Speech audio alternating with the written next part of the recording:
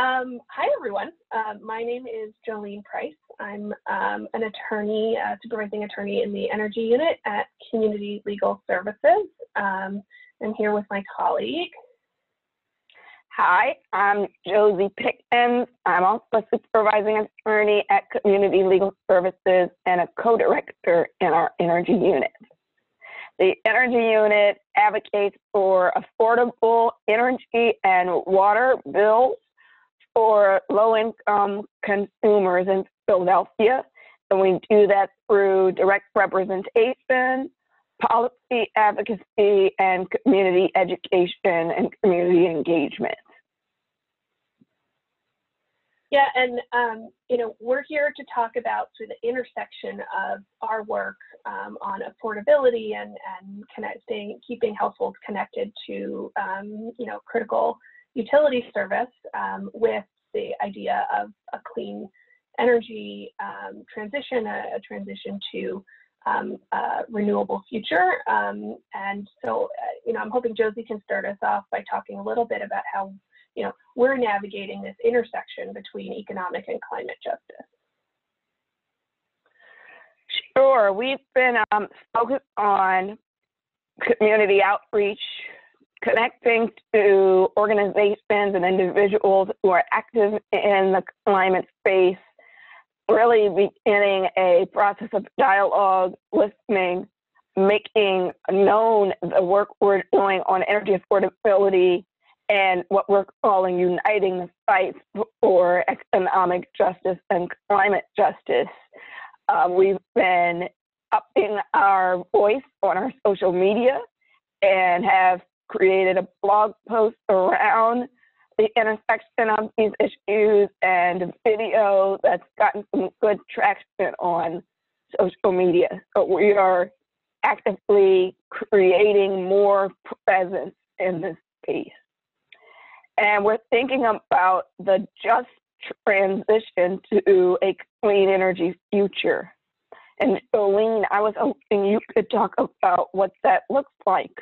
What is a just transition from your vantage point?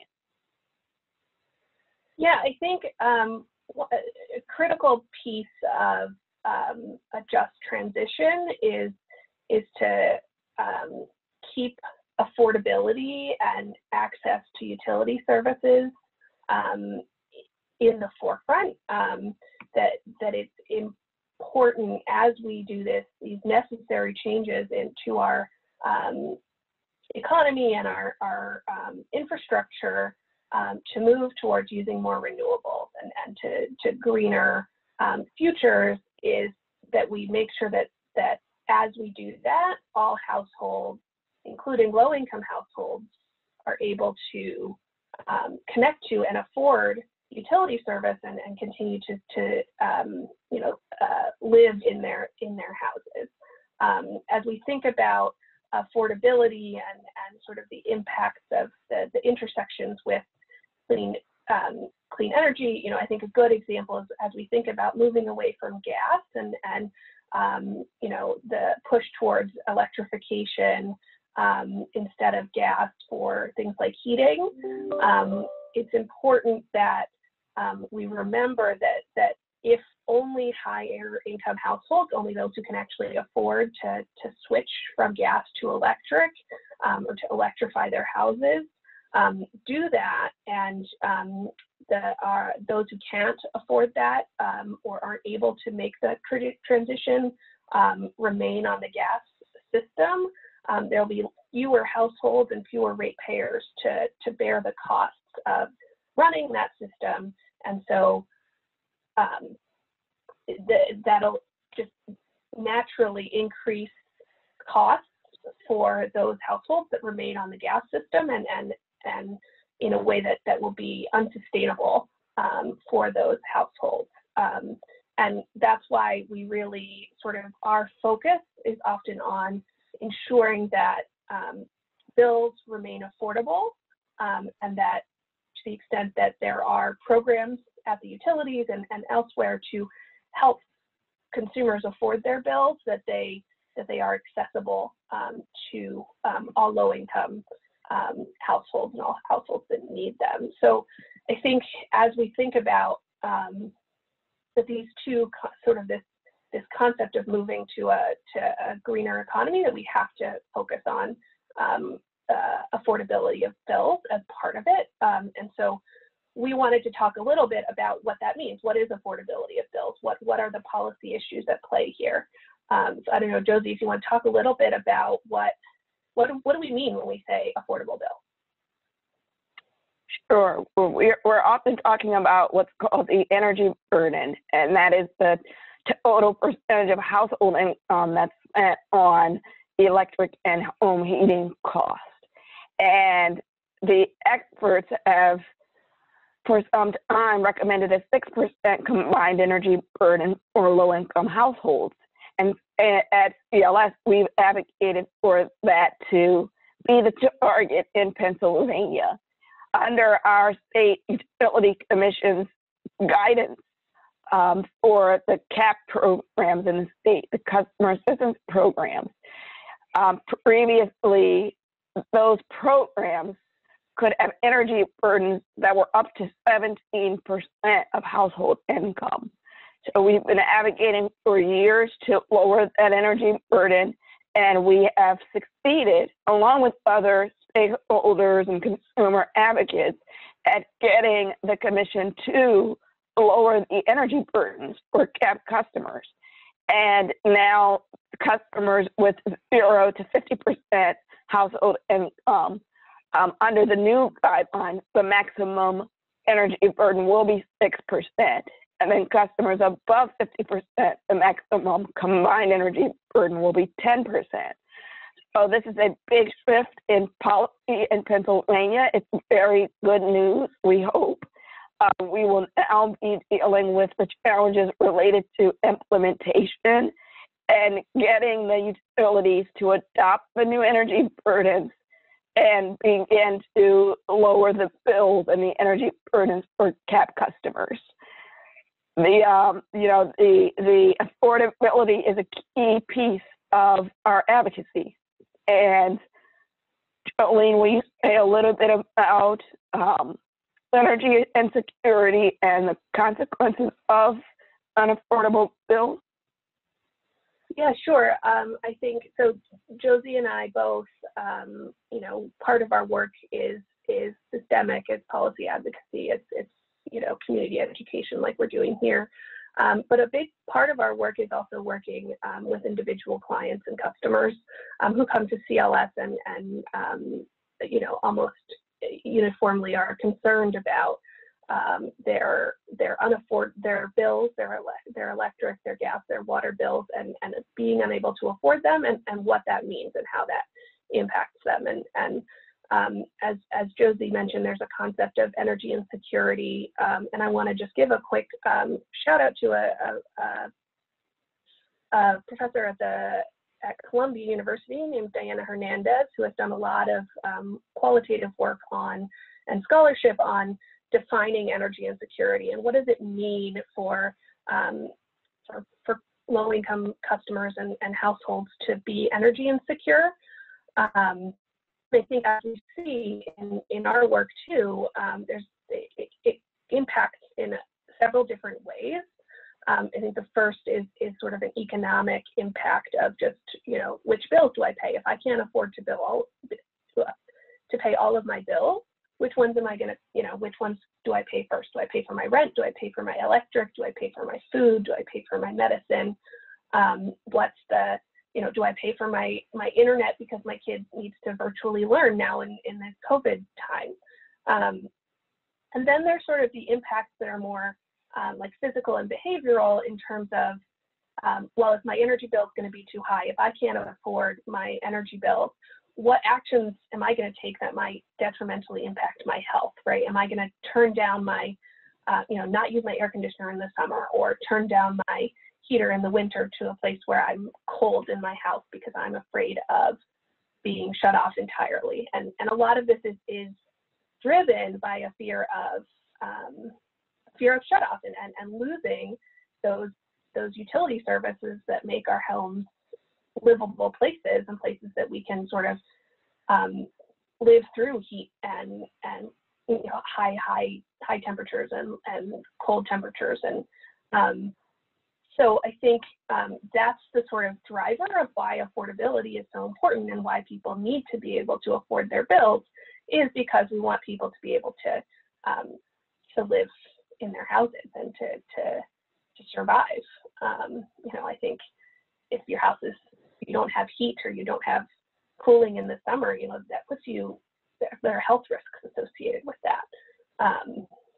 And so, Josie, I don't know if you want to talk a little bit more about what, you mentioned the lower energy burdens and the implementation. So we're looking at getting these implemented in Philadelphia and pushing PGW and PECO to implement it. What are the other issues that sort of come along with those lower energy burdens?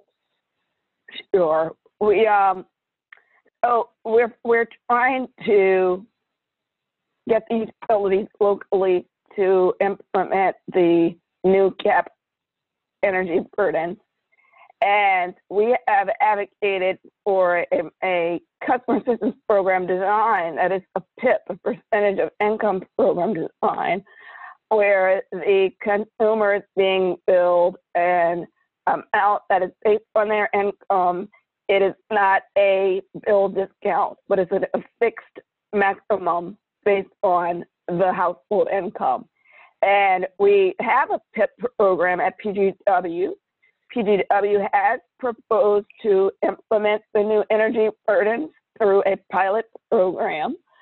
And we are excited about that development, but there is also a to-be continued piece that program is subject to some ongoing litigation.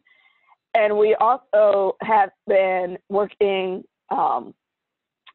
to get PGW's program, the enrollment, to be flexible enough to allow as many consumers who are eligible to actually enroll in that program. The program has been undersubscribed for a number of years, and we've been working to increase enrollment and to eliminate barriers. For PECO, PECO has submitted to the Commission a proposed redesign of its customer assistance program, which will, if approved, include some reduction of energy burdens for some cap customers. But that program has not been reviewed. It has not been approved.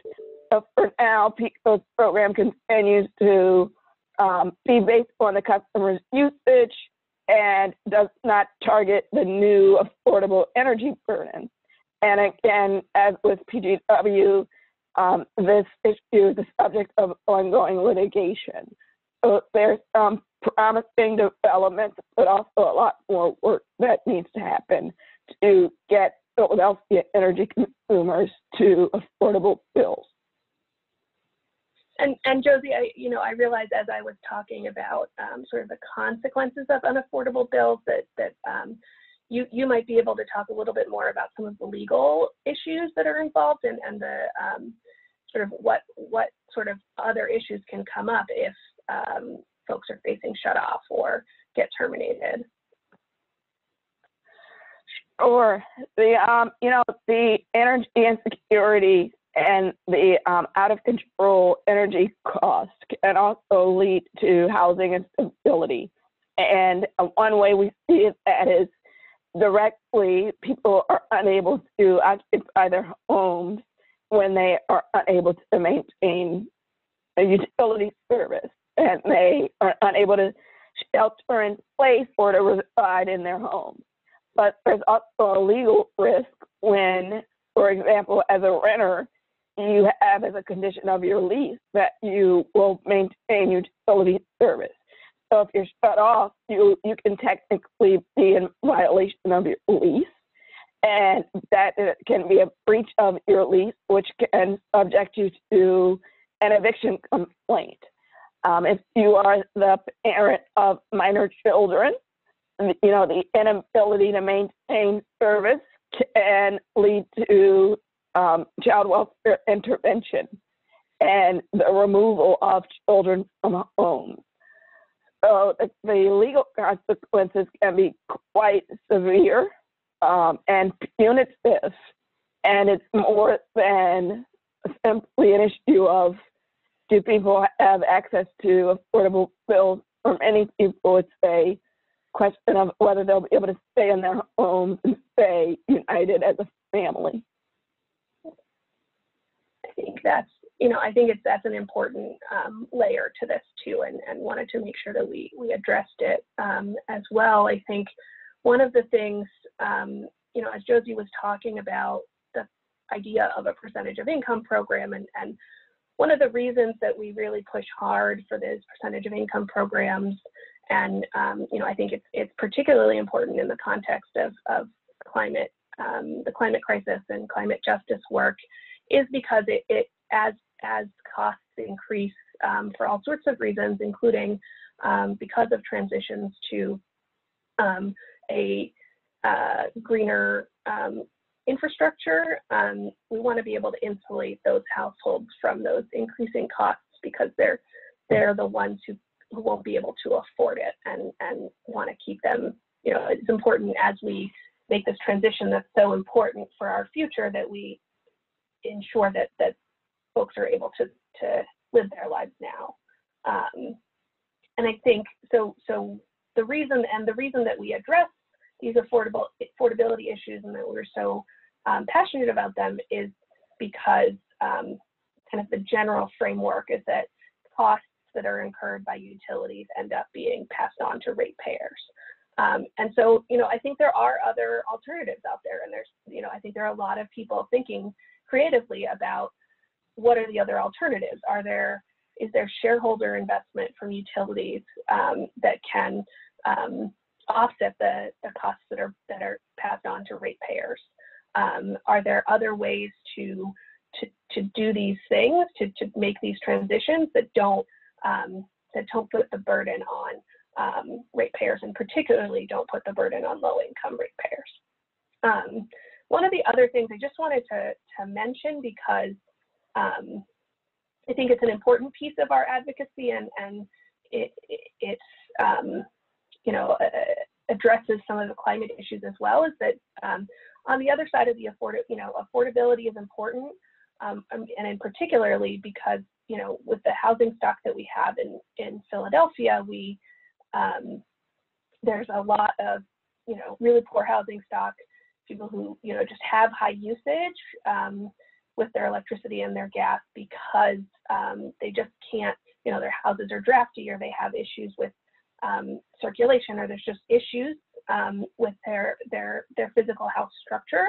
And so another piece of the advocacy that we do is around sort of real investment in home repair and weatherization programs that will help people make their physical houses, their physical structures better, more energy efficient, and therefore reduce their bills that way.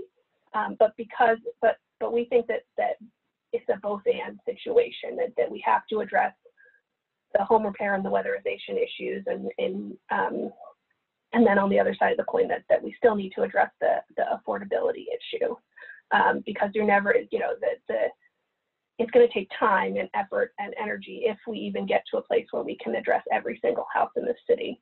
And in the meantime, we need people to be able to stay connected. And I think one of the last items that I think is important to think about in this time is the pandemic and COVID-19. And I just wanted Josie to talk a little bit about how has COVID-19 changed the way that you think about, that we think about issues in our societies, and impacted your work? It's thrown life up in the air for our advocacy and for us all individually, I'm sure.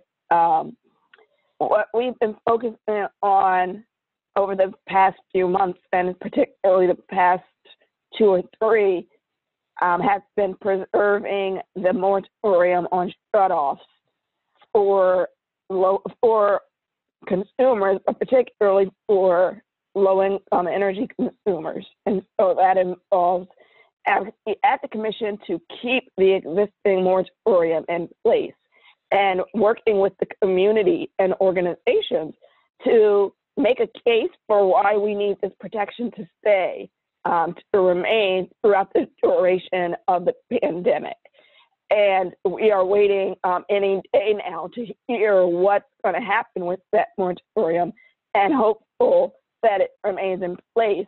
But if it does not, and at some point it will be lifted, we've got to prepare for what we are anticipating will be a termination crisis, and doing everything we're able to create more resources and to advocate for more resources, both in terms of financial assistance to go to consumers who are at risk, and also flexibility and some thoughtfulness around the rules that permit consumers to enter into customer assistance programs, to access payment arrangements, so that everyone can remain connected affordably. We know that the termination crisis might also coincide with an eviction crisis, because evictions are on hold right now, and we want to prepare as much as possible to prevent the one from leading to the other. We are acutely aware of the racial justice dimension of COVID and how it dovetails with the racial justice dimensions of energy insecurity.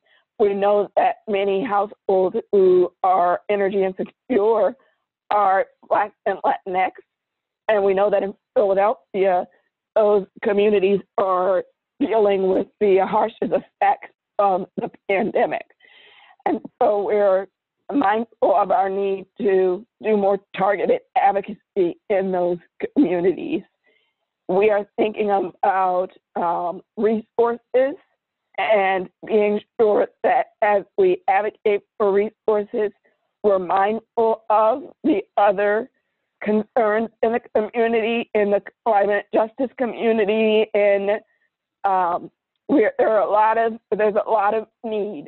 So we have to be careful not to get unnecessarily pitted against other interests, and just ensuring that we're fighting for what we've been talking about, this affordable, just transition. And I think that's a good point to end on, Josie, that, I think we continue this economic justice fight around affordability of bills, but we're sort of mindful of all of the issues that are facing our planet. And we really think it's important that as we fight for economic justice and climate justice, that we work together and really try to get this just transition to a healthier future, while also acknowledging and recognizing that we want to keep people alive and healthy today too. So, thank you. Thanks.